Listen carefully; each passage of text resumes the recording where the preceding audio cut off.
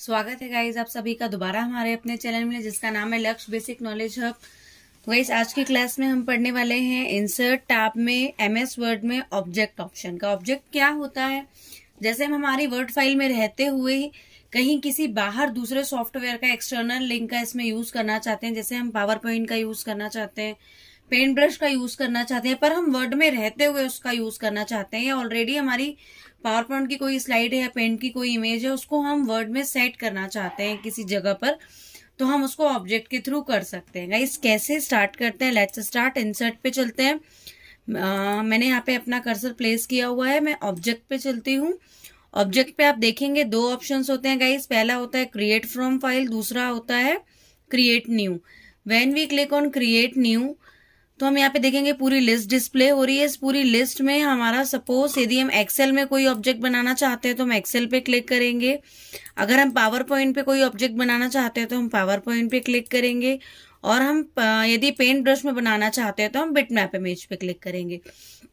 Create new का मतलब ये होता है कि आप साथ ही साथ वो ऑब्जेक्ट तैयार करेंगे नया। क्रिएट न्यू नया बनाने के लिए सपोज मैंने यहाँ पे बिटमैप इमेज पे क्लिक किया। अब गाइस इसमें सबसे इंपॉर्टेंट ऑप्शन जो है वो यहाँ पे रहता है डिस्प्ले एज आइकन। आप अपने ऑब्जेक्ट को आइकन की तरह डिस्प्ले कराना चाहते हैं या पूरा बहुत बड़ा डिस्प्ले कराना चाहते हैं।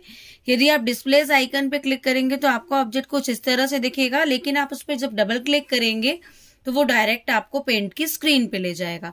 अब मैं इसको ओके करती हूँ तो आप वेट करेंगे और आप इस तरह से देखेंगे कि हमारी पेंट ब्रश की पूरी स्क्रीन खुल गई, जबकि हमने इसको किसी भी विंडो या स्टार्ट से जाकर के नहीं खोला है, हमने इसको ऑब्जेक्ट के थ्रू खोला है। अब आप देख सकते हैं, जैसे मैं यहाँ पे कोई भी चीज ड्रॉ करके दिखाती हूँ आपको। कोई भी एक स्ट्रक्चर है, सपोज जैसे मैंने ये स्ट्रक्चर ड्रॉ किया या कोई और स्ट्रक्चर ड्रॉ किया इस तरह से, जैसे मैंने ये स्ट्रक्चर ड्रॉ किया इस तरह से, वापस मैंने दोबारा यही लाइन ले ली इस तरह से, और वापस मैंने यही लाइन ले ली। मैं आपको एक छोटा सा एक स्ट्रक्चर ड्रॉ करके दिखा रही हूँ। क्रिएट न्यू का मतलब ये होता है कि आप स्क्रीन में रहते रहते किस तरह से आप उसको सेट कर सकते हैं गाइस। इस तरह से पहले मैंने क्लिक कर दिया, फिर इस तरह से मैं चाहूं तो इसको एक छोटा सा दिया बना के मैं आपको फटाफट दिखाना चाहती हूँ कि कोई भी ऑब्जेक्ट जो है वो वर्ड में किस तरह से आता है।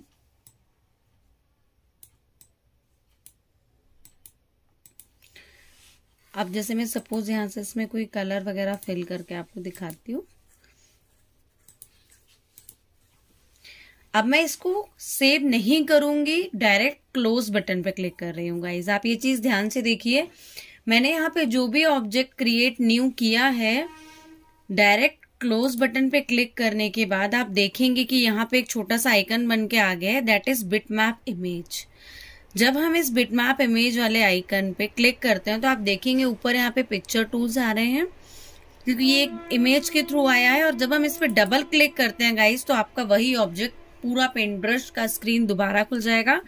आप यहाँ इसमें दोबारा कुछ एडिटिंग करना चाहें तो गाइज वो आप कर सकते हैं इस तरह से, जो भी लिखना चाहें, और आप क्लोज करेंगे तो यहाँ सेव होता जाएगा।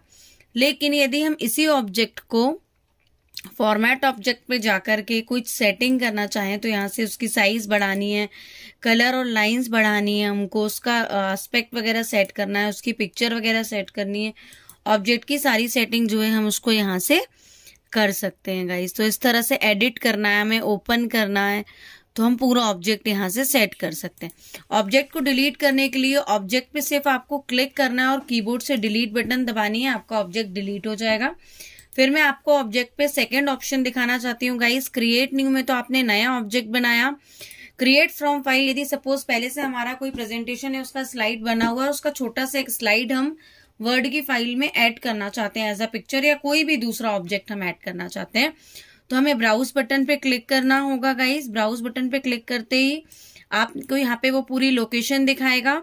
यहाँ से आपने जहां भी उसको सेव किया होगा, सपोज मैं इस नाम से हिस्टोलॉजिकल टेक्निक्स मेरा है, पीपीटी में इसे इंसर्ट करना चाहती हूँ। मुझे यदि इसको आइकन की तरह डिस्प्ले कराना है तो मैं इसको आइकन की तरह यहाँ से डिस्प्ले करा सकती हूँ, और पूरा पीपीटी का फर्स्ट स्लाइड चाहिए तो मैं यहाँ पे क्लिक कर सकती हूँ। गाइज आप देखेंगे यहाँ पे मेरे पावर पॉइंट की जो फर्स्ट स्लाइड होगी वो डिस्प्ले होगी और ये हमारा पूरा ऑब्जेक्ट आ गया। इस ऑब्जेक्ट को स्क्रीन पे सेट करने के लिए आप जैसे ही ऑब्जेक्ट पे क्लिक करेंगे आप देखेंगे यहाँ पे इसको आप इस तरह से छोटा बड़ा इसके कॉलम्स के थ्रू रिसाइज कर सकते हैं।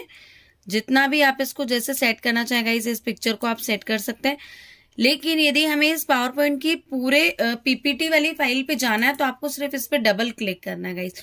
जो भी ऑब्जेक्ट आप इंसर्ट करते हैं आपको उस ऑब्जेक्ट के लिए वहां जाना पड़ता है। आप देखेंगे आप पूरा वहीं आ जाएंगे उसकी स्क्रीन पे। मैं आपको यहाँ पे राइट क्लिक करके एंड शो करके दिखाती हूँ इस तरह से।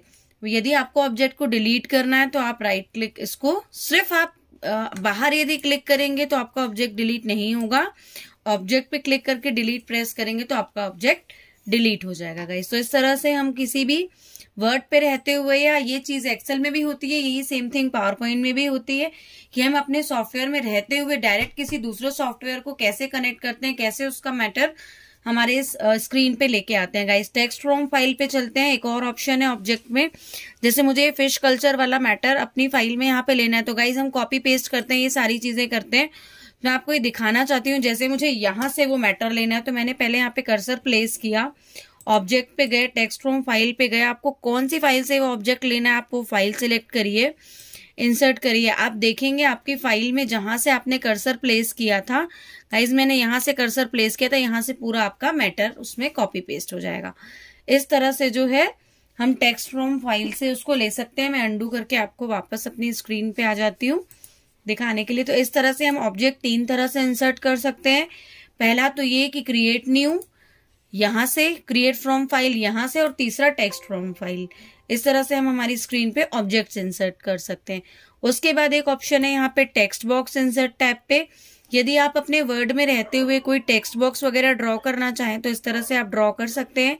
टेक्स्ट बॉक्स पे क्लिक करते ही गाइज आप देखेंगे यहाँ पे फॉर्मेट टूल आता है और टेक्स्ट बॉक्स टूल के लिए आपको एक फॉर्मेटिंग टैब मिल जाता है।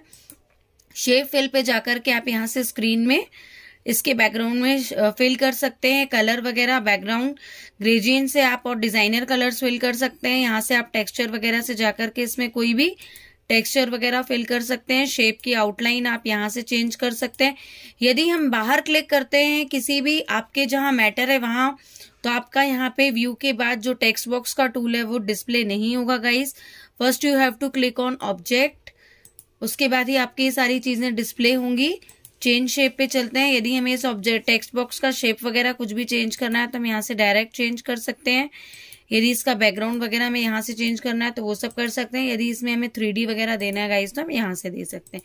3D नहीं चाहिए तो वापस बॉक्स पे क्लिक करके आप नो 3D कर सकते हैं। अब आप देखेंगे ये यहाँ पे हम इसको मूव करने के लिए या सेट करने के लिए टेक्स्ट रैपिंग ऑप्शन का यूज करते हैं।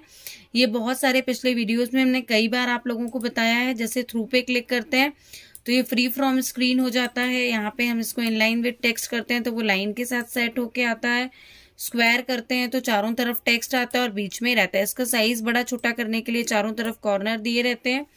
आप यहाँ से इसके साइज को छोटा बड़ा कर सकते हैं। इसके अंदर लिखा हुआ टेक्स्ट का डायरेक्शन चेंज करने के लिए आप यहाँ पे क्लिक कर सकते हैं गाइस। और जो इसके अंदर लिखा हुआ मैटर है उसकी सेटिंग के लिए आपको होम पे जाकर के यहाँ से इसका कलर वगैरह आप चेंज कर सकते हैं। यहाँ से इसका फॉन्ट स्टाइल कलर जो भी आप सेटिंग करना चाहें तो वो सारी कर सकते हैं। तो आज की क्लास में हमने आपको पढ़ाया ऑब्जेक्ट और टेक्स्ट बॉक्स। कैसा लगा आपको आज का वीडियो बताइएगा जरूर। लाइक शेयर व सब्सक्राइब करना ना भूलें। Thank you so much.